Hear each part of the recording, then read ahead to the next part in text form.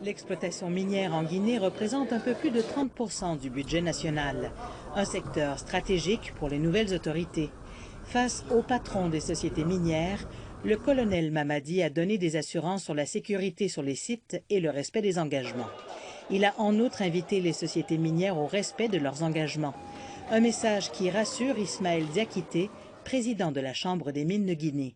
C'est une rencontre assez positive et qui pose les jalons d'une coopération solide pour à la fois le court terme et le long terme en ce qui concerne le secteur minier. Nous avons été rassurés par le discours, nous avons été interpellés sur un certain nombre de sujets importants, en particulier le respect des obligations, à la fois environnementales et sociales, et nous avons été rassurés également sur l'engagement des autorités à sécuriser les investissements dans le secteur minier. Durant cette rencontre avec le chef de la junte, des sociétés étrangères qui exploitent les mines en Guinée ont insisté sur la sécurisation de leurs investissements et de leur personnel. Comme investisseurs étrangers, nous se sentons assurés.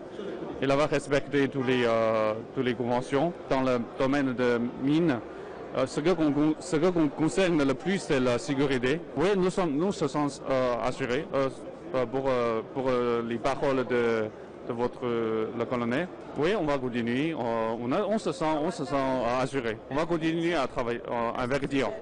Le chef de la junte militaire a appelé les sociétés minières à donner plus de place au contenu local et à l'emploi des Guinéens. Une démarche saluée aussi par Mata Bari, directrice des relations extérieures de Dynamic Mining, une société locale guinéenne. Ce qui était très intéressant ici, pour moi, en tant que Guinéenne, c'était la promotion du contenu local. Donc il a demandé à ce que le contenu local soit promu. Il demande tant sur le recrutement des locaux, leur formation, que l'engagement des sous-traitants.